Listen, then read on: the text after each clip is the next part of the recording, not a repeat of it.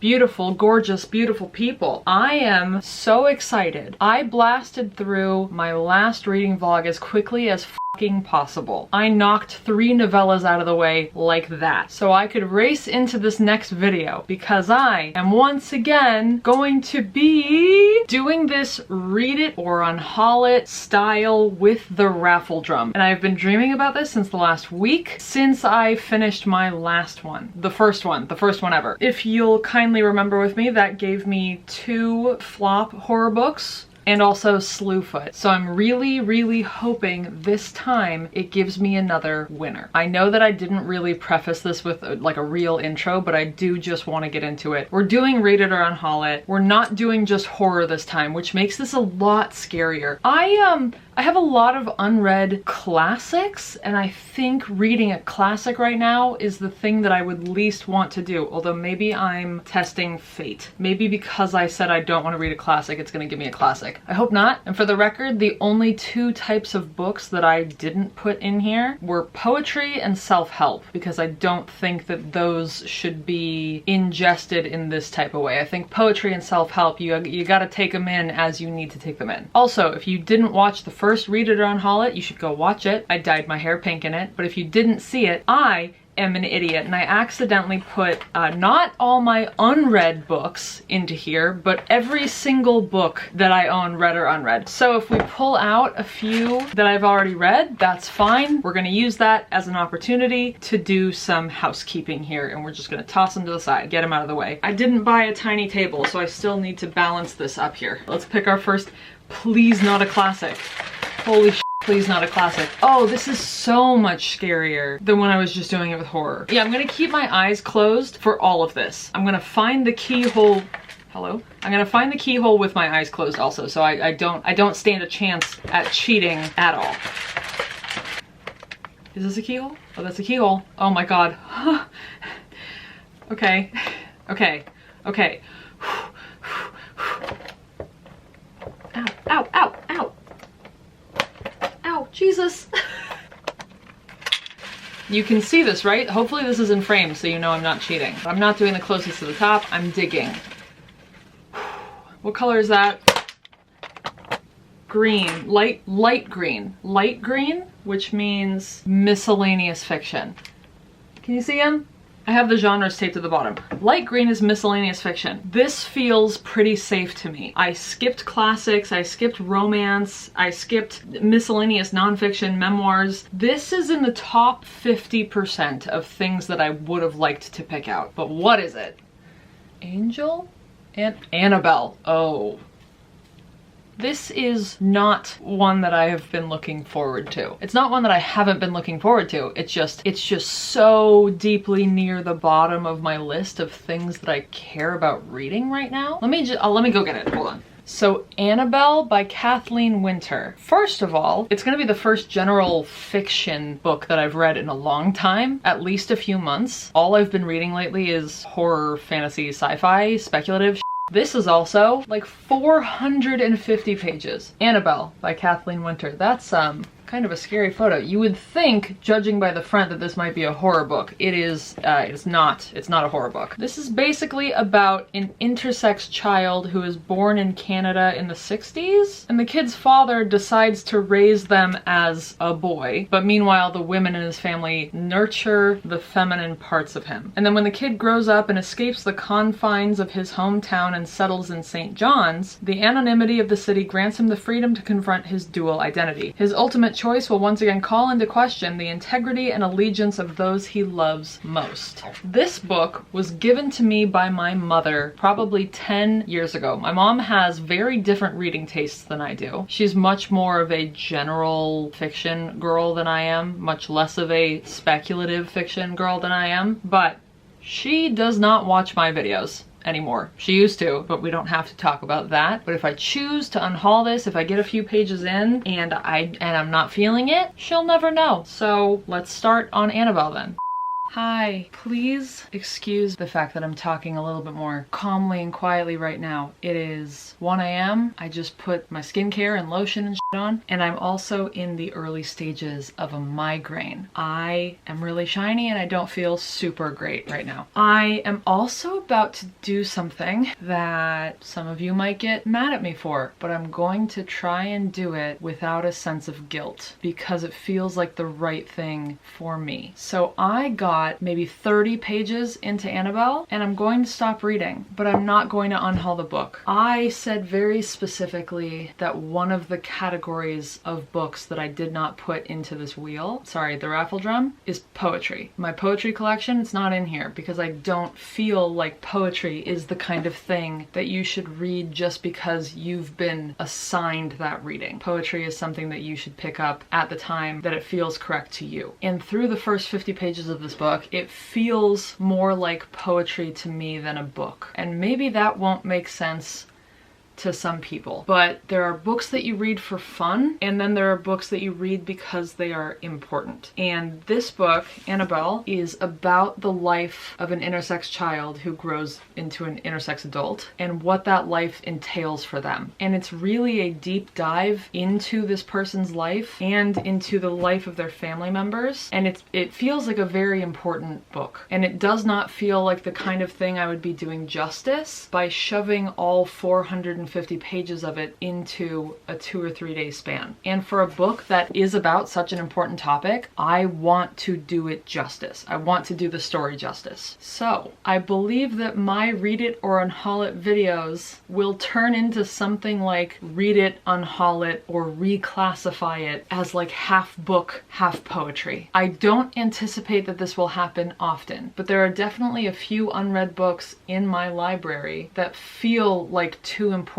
of a story to try and shove it into a few days for a video for a game. And if you're pissed at me about this and you think that I'm cheating the rules of the game, that's valid, and we can talk about it in the comments. If enough of you are pissed at me, then maybe I don't know, I'll make it up somehow, or I'll change my rules back. But this is what feels best for honoring the book and honoring the subject matter in a way that I feel values the importance of what this particular book is going to be saying. So that being said, I'm gonna spin the wheel. I will not be reading anything tonight because, like I said, this migraine is starting to form. I'm having trouble looking at even the light on the camera, so I just want to know what I can start reading tomorrow, hopefully, if my head is better by then. So let's give this a whirl. Wow, this is a horrible sound to be hearing when you have a migraine.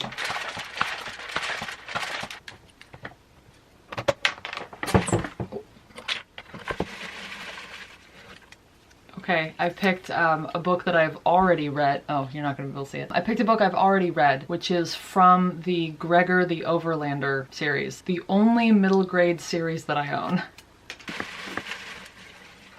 Oh, hell yeah. Okay, this works really well. Can you see that? I Cheerfully Refuse, which I think is by an author named Leif Engar? Hold on, let me go get it. So I pulled out I Cheerfully Refuse by Leif Enger. I will explain what this book is about to you tomorrow when I don't feel quite so much like I'm actively dying. I'm gonna go for now. Thank you for your grace or your anger. Thank you for your emotions in general. We'll see you. Why am I holding this? I'll see you tomorrow. I'm gonna go take more medicine.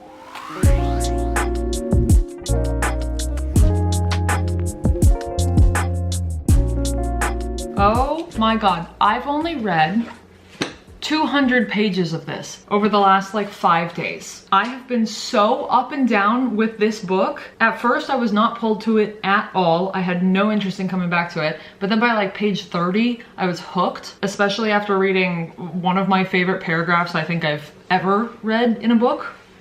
Any book. And then around like page 160, I started losing interest again and I got a wee bit bored. So now I am right at page 200 and I need to hurry up and get through it so I can move forward. I know a lot of you may have DNF'd a book at this point if you were feeling the way that I've been feeling, but fun fact, I have actually never DNF'd a book in my entire life. I am stubborn to a fault. I know that part of a Read It or Unhaul It challenge is supposed to be DNFing books if they don't interest you, I think, but I can't do it. Also, I don't want to DNF the book. It's a good book. I'm enjoying the journey that we're on. It's just that the journey is so slow. Oh, also, I put a bowl of soup on the book, and so now it has like a permanent soup ring. So I better love it because I damaged it a little bit, so I think I'm keeping it. I was under the assumption that this was going to be a fast-paced dystopian sci-fi book, and I was wrong. I actually don't remember if I told you what this book was about when I first pulled it out. We're following Rainey, who lives in, I think, Michigan, off of Lake Superior, in a dystopian world where basically everything has fallen apart and people are left to fend for themselves. I don't think we actually know what happened. Or if I learned what actually happened to cause this dystopia, I don't remember any of that right now. So Rainey and his wife Lark, they live this very simple life that they are very happy with. Rainey is a musician and Lark owns, I think, one of the last bookstores around because the government has convinced everyone that books are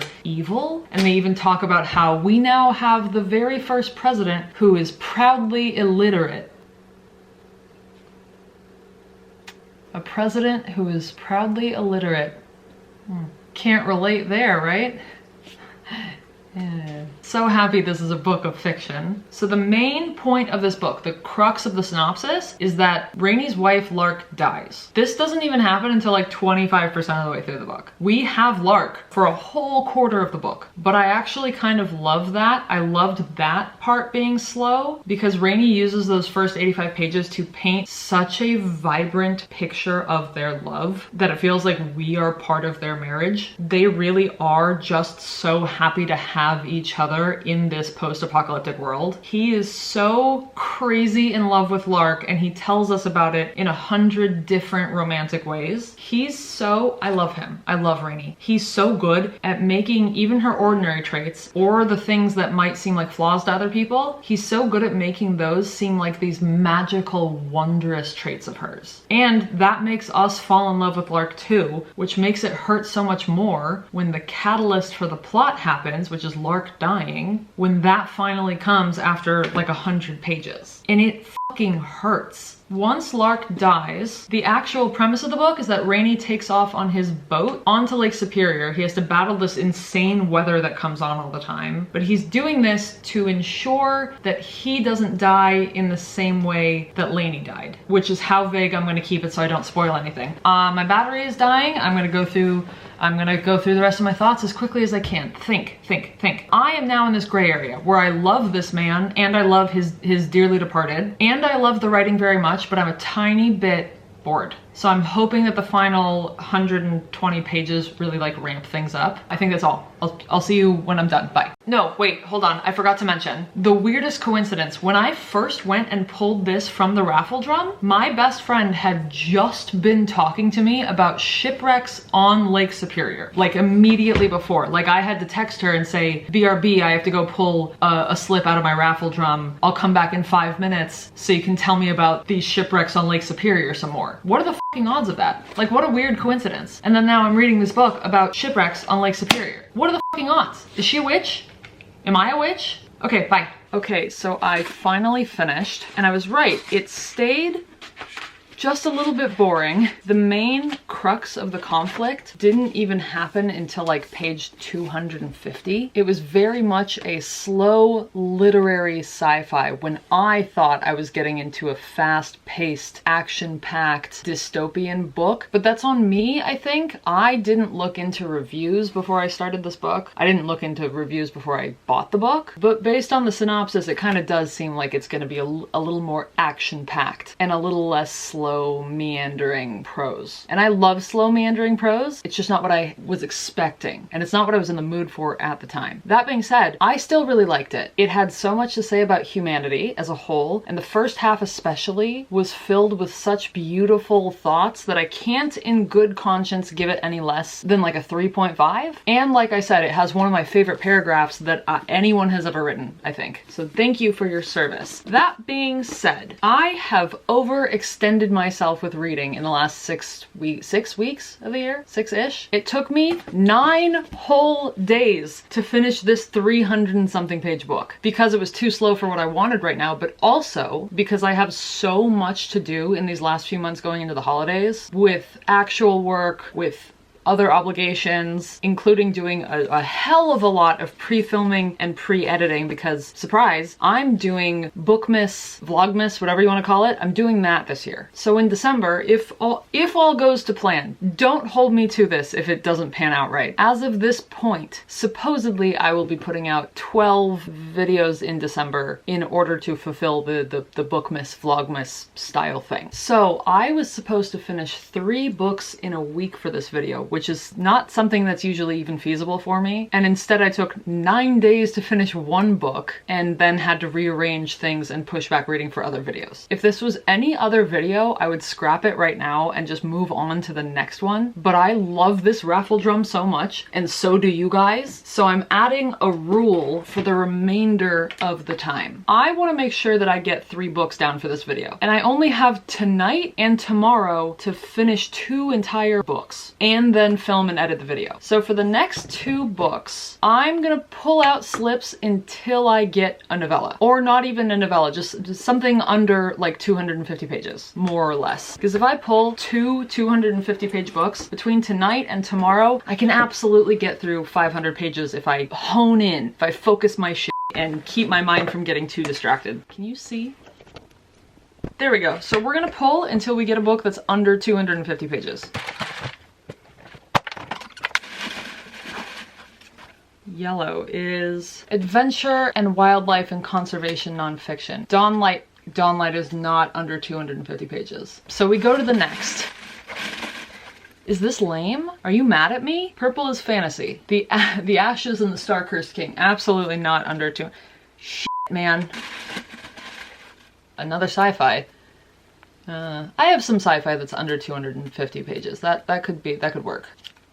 Oh, can you read that? The Island of Last Things. This might be under 250. This is 260 pages. Should I count that? Or is that still too, like, is that putting too, you know what? You know what I'm gonna do? We're saving this as a maybe. This is actually a book that I really want to read and has been on my most important priority TBR for a while. If I don't pull one out that's under 250 pages and also extremely interesting to me, then I will go with that one. Maybe because I want to read it so badly, I will fly through it. Another fantasy. Babylonia. Not under 250. 3 came out at once. Let's see. Whale Fall by Daniel Kraus. I already read it and love it. 5 stars. Everyone should read that. Feminina. Absolutely not under 250. Projections by S.E. Porter. Read it. Loved it. Also a very slow moving book. I'm gonna pull 3 more out, and if not, we're just gonna read The Island of Last Things. Fantasy again. Oh, The Everlasting. That's brand new. I just put this in here. There's no way you're under 250, right? Nope, almost 300. 2 more, and if not, I'm just gonna have to run through this book. The Brief History of the Dead, not under 250 pages. Last one, is it gonna happen? Fiction, miscellaneous fiction, A Month in the Country is absolutely under 250.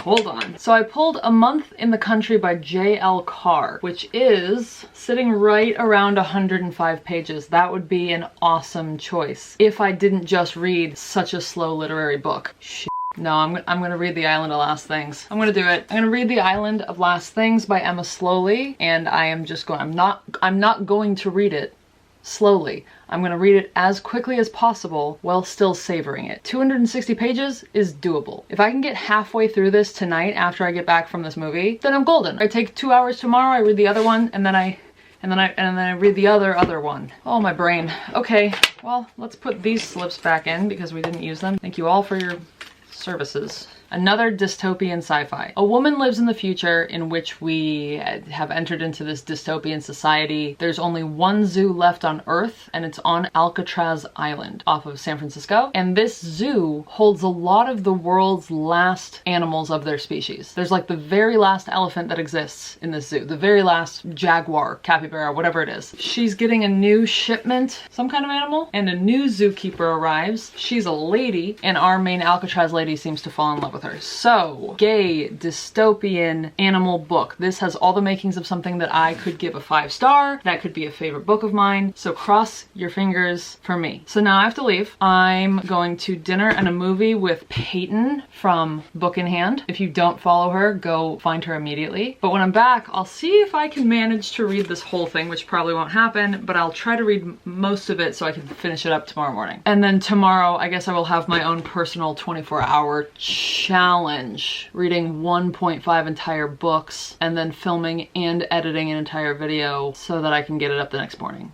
Okay, wish me luck.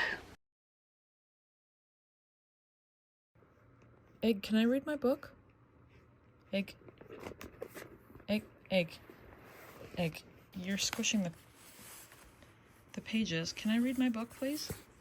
Excuse me. Ow! Oh! What?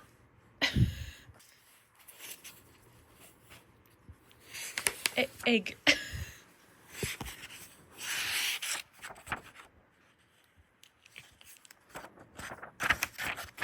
I wasn't done with that page.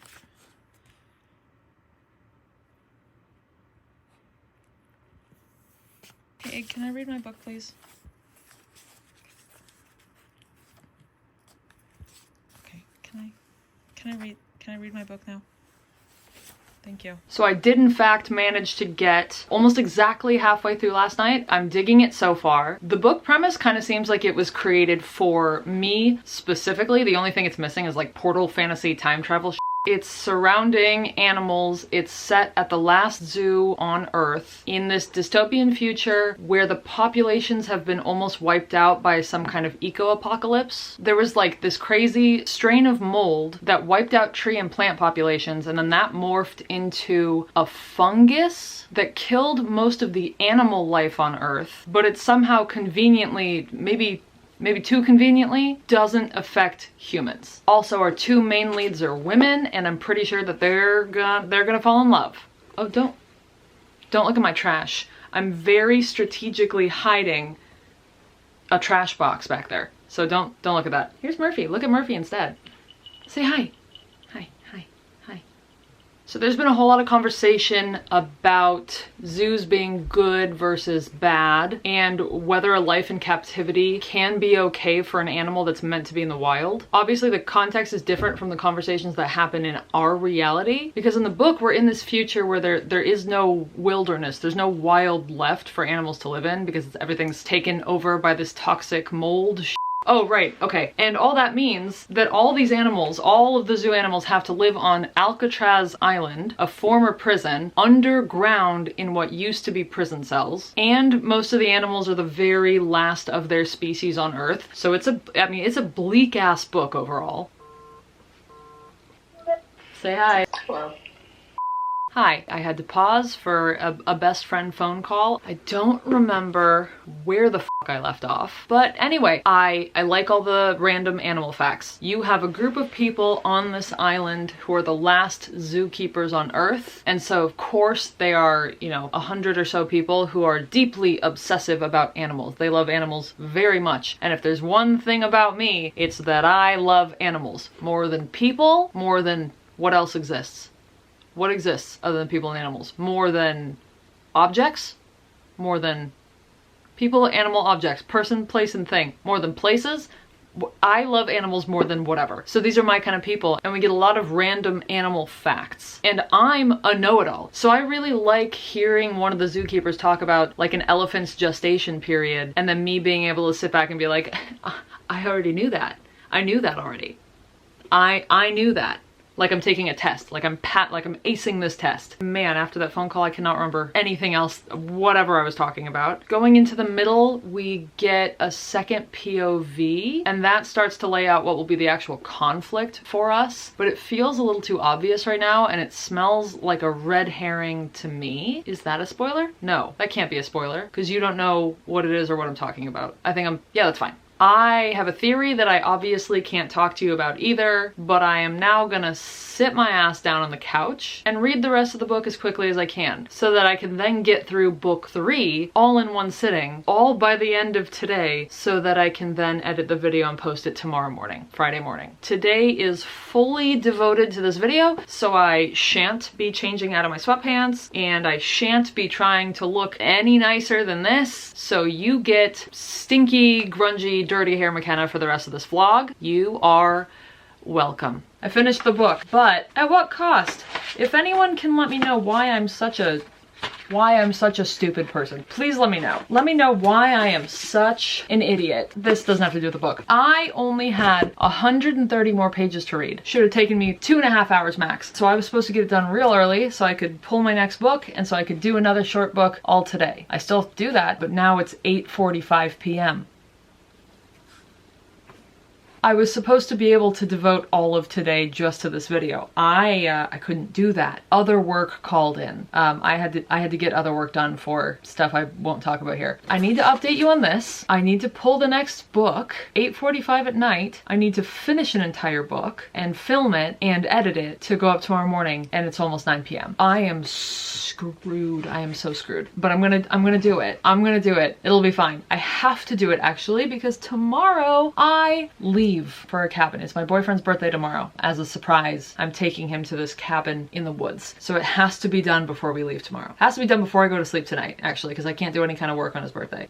Fuck me. Anyway, let me tell you about this book so we can move forward. I liked the first half of the book more than the second half, probably because the first half was mostly animal facts and animal interactions, and the second half of the book was where the actual conflict comes in. Not that I don't like conflict in a book, obviously, but I like animal facts more. Both of the two main characters make a few really dumb decisions, but I can't really fault them for that. They're living in the end times and they're just trying to hold on to whatever delusional ounce of hope they can find anywhere. There was something interesting that I noticed. There was a lot of reverse anthropomorphizing. As the book goes on, you can see a lot of animal qualities coming out in people. Like when someone's cornered by their enemies, they crouch low and they get a feral look in their eyes. And you can almost imagine like their hackles raising as if they were a cornered dog. The world is ending and people are returning to like their basest primal instincts. So I thought that was cool. It was cool to have this reverse of it in the book and have all of these people's most animalistic qualities come to the forefront. I made a guess kind of early on as to what was going to happen in the end. I was like half right, but what actually happened was much wilder than I anticipated. Like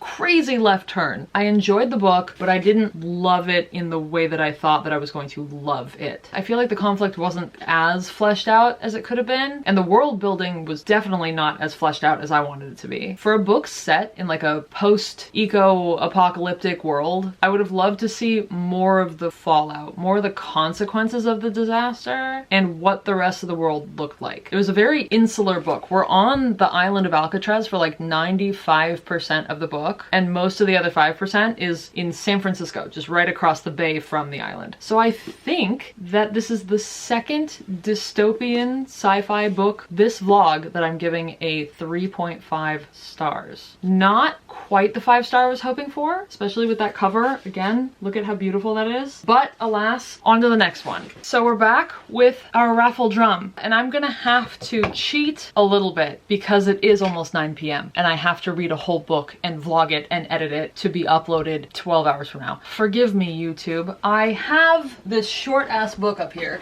The Wood at Midwinter by Susanna Clarke, by the same person who wrote Piranesi, which is one of my favorite books of all time. And this is 60 pages. I'm gonna put her right there. If I don't pull a novella out of here, straight up under 200 page novella, within 10 pulls, I'm gonna read this and pretend like we pulled it out of the jar. And I know I've been taking a lot of liberties this round. I hope you'll forgive me. Going into holiday season is busy and there's lots going on. If you're mad at me about the liberties I've taken during this video, I don't know, yell at me about it in the comments, unfollow me, don't unfollow me.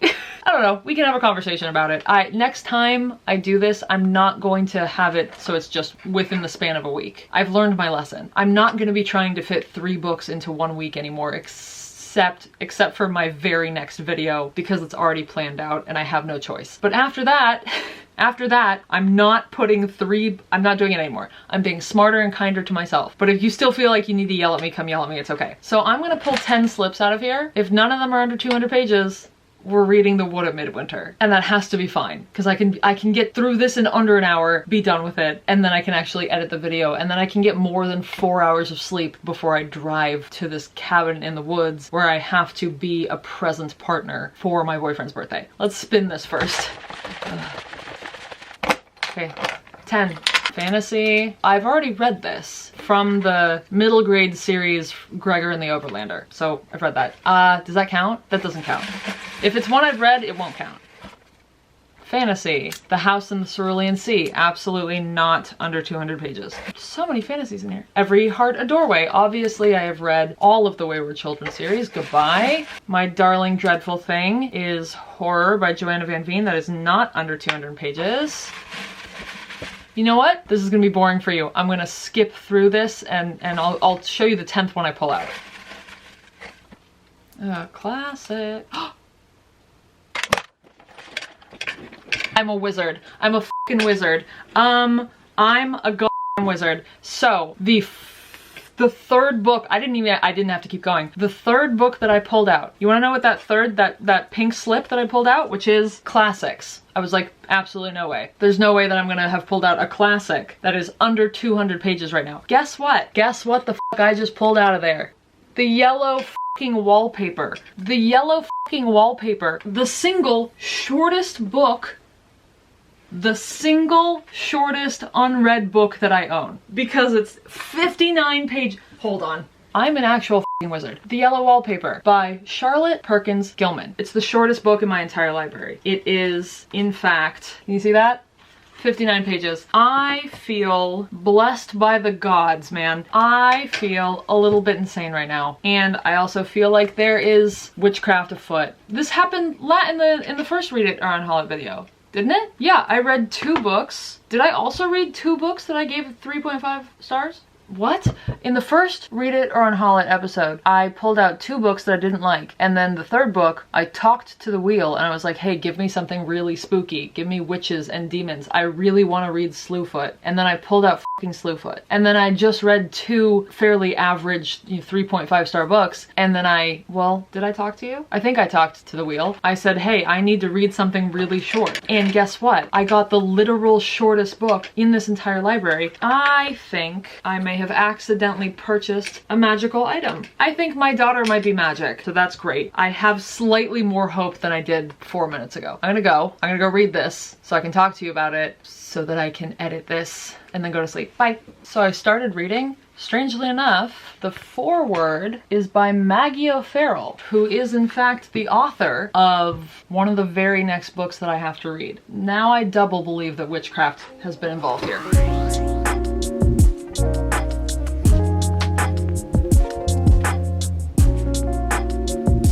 Well, I'm on page 2 and I'm already pissed off. This woman, our main character, is talking about how she's sick, but her husband, who is a doctor, and her brother, who is also a doctor, they don't believe her. They don't believe that she's actually sick. 2 men not believing a woman. Crazy, crazy time she was living in, right? They say that instead of being sick, she has temporary nervous depression, a slight hysterical tendency, and they just have her take tonics and get fresh air and exercise, and she can't work until she's well again. This is the same shit that women are told now. You're not sick, we don't believe you. Have you tried working out? Have you tried going on walks? Like, no, bitch, I'm sick. I'm sick. No amount of walks is going to cure a neurological condition or so many other things that women deal with that people don't believe them about. No one believes women when they say, I think I have endometriosis. I think I have PCOS. I think I have something deeply wrong with me inside. It's 2025 and things like this are still getting chalked up to, oh, you're being hysterical. You're a little depressed. You just need fucking fresh air. I don't need fresh air. I need some of the organs that are inside of my body to be taken out of my body. I'm gonna keep going. I'll talk to you when I'm done. Okay, I don't know how to act right now because that was one of the best short stories I've ever read in my life. And I say short story because in fact, it was actually 32 pages. It was only 32 of these pages. The rest is an afterword by another author. I almost immediately recognized that I definitely read this in school. I knew this story. I had been wondering before if I only knew of this story and I had thoughts about it that I thought were memories. No, I know this story like front to back. I just haven't read it in 20 years. This is a 32-page short story about a woman who is fucking going through it and all the shitty people around her. She is clearly dealing with postpartum depression that winds up being postpartum psychosis.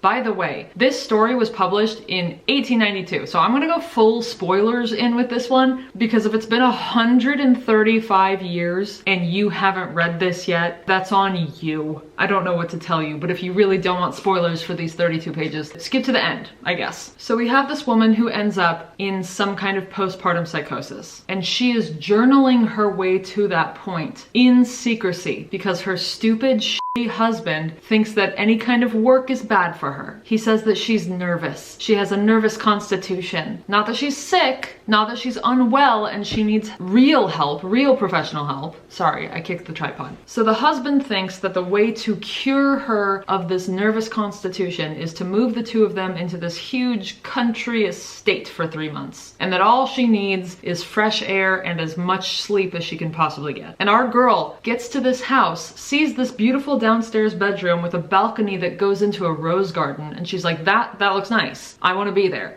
I want to be in the rose garden. And the husband goes, no, that's not what I want, so that's not what we're gonna do. We're gonna put you into the attic room that used to be a nursery. I know you hate the room, but that's where you're gonna be, because I said so. And she is trying to be a good wife. So she gets put into this upstairs nursery bedroom that she fucking hates, and she fucking hates it because of the wallpaper. There is this ugly ass, beat ass wallpaper around the entire room that's ripped to shreds in certain parts, and she describes it as this sickly kind of yellow. Hi, Luna.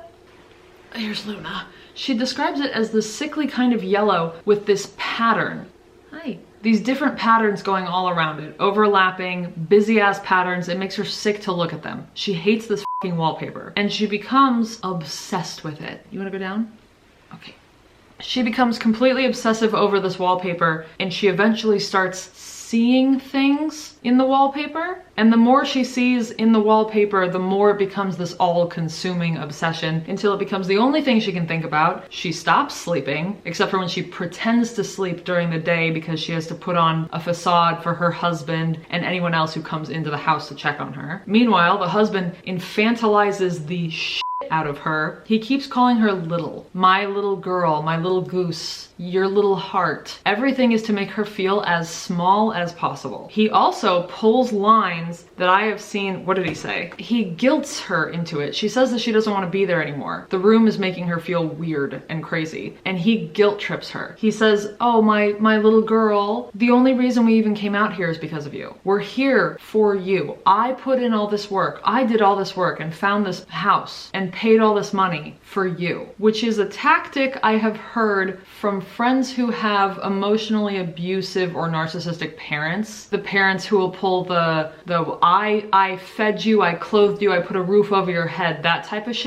That's what it reminds me of. Her husband, aside from being just a total dipshit, is also clearly a narcissist with his head so far up his own ass that he can't see reason in anything that she's saying. So our main girl is studying this wallpaper night and day. She cannot think about anything aside from this ass wallpaper. And then she starts seeing a figure, a woman inside the wallpaper, which clearly represents her. The woman is trapped in the wallpaper. Suddenly the patterns turn into bars. They're not, decorative appliques anymore. They're bars like the ones over the windows that are in the actual nursery room that she's sleeping in. And there's this woman who is moving behind the wallpaper, creeping about. And you can tell when our girl goes into like a full-blown psychosis, because she's talking about how the pattern in the wallpaper moves, and it's moving because the woman inside the wallpaper is shaking it, trying to get out. By the end of the story, she becomes the woman in the wallpaper. She goes around the room and she tears a bunch of the wallpaper off, and she starts creeping around the room, talking as though she is the woman. I got out, you can't put me back in, I escaped, you can't lock me back in there again, as she's talking to the husband. Clearly a parallel to her own life. Her husband basically has her trapped up in this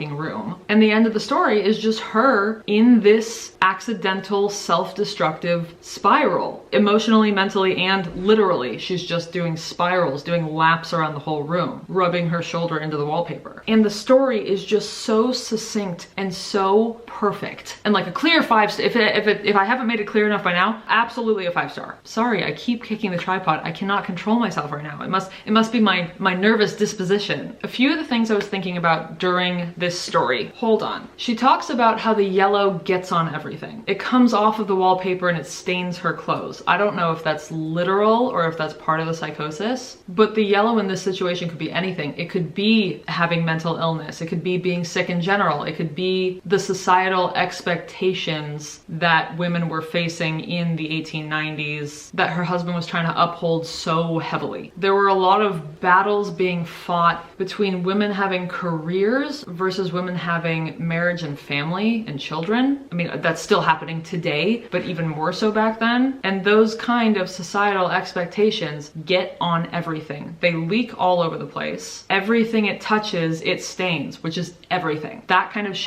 touches everything. Also, what I was thinking, I don't know if this actually plays into it at all, but all of the talk of yellow reminded me of do you know what the humors are? Back so many hundreds of years ago. Let me read this specifically to you so I don't get anything wrong. There was a theory in medicine that your body was made up of 4 humors, basically 4 liquids in your body. That was all that your body was made up of. Can I do this without looking? It was yellow bile, black bile, blood, and phlegm. Yellow bile, black bile, blood, and phlegm. Those are the only things that your body was made up of. I think I'm wrong because Wikipedia is saying that humors fell out of fashion by the late 17th century. So I'm off by, quite a bit of time. But under yellow bile, it says it was believed that an excess of this humor in an individual would result in emotional irregularities such as increased anger or irrational behavior. And that's a lot of what we have here. We have a lot of anger. We have a lot of rage. We have a lot of irrational behavior. A lot of it spawning from that rage. And it wasn't an accident that Charlotte Perkins Gilman chose yellow as the color of this wallpaper. We all have associations with different colors, right? A lot of time yellow and green are used to represent something that's sick, which is, I'm assuming, why yellow bile was yellow with these fake humors that people used to believe in. Anyway, I'm just ranting now. If you actually understood anything that I said in the last I've been talking for 17 minutes.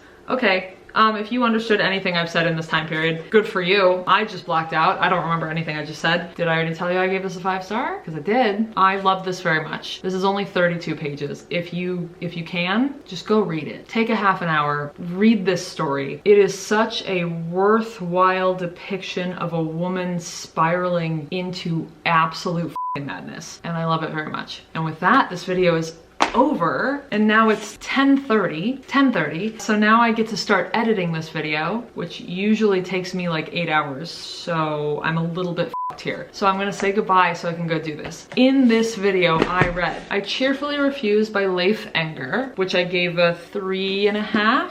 The Island of Last Things by Emma Slowly, which I gave another 3.5. And The Yellow Wallpaper by Charlotte Perkins Gilman, which I gave a 5. Oh. This is what happened last Read It or Unhaul It, isn't it? I read 2 books that I felt medium about, and then I got a 5-star at the end that I manifested somehow with my superpowers out of the raffle drum. Wow, I wonder if we can keep this trend going. I'm gonna go so I can edit this. If you can hear me, if you can read the subtitles, thank you for being here. I appreciate you. I hope you're having a wonderful November. I love you. Bye. If anyone is actually pissed about this, we can also make it a rule where like, oh, now I have to read this book over the next X number of months, or else one of you can me with a knife. I don't know. That was That was not appropriate. Run a train on this book. No. No. And we get a lot of random. I'm gonna pull 10, what are these? What are these? Slips.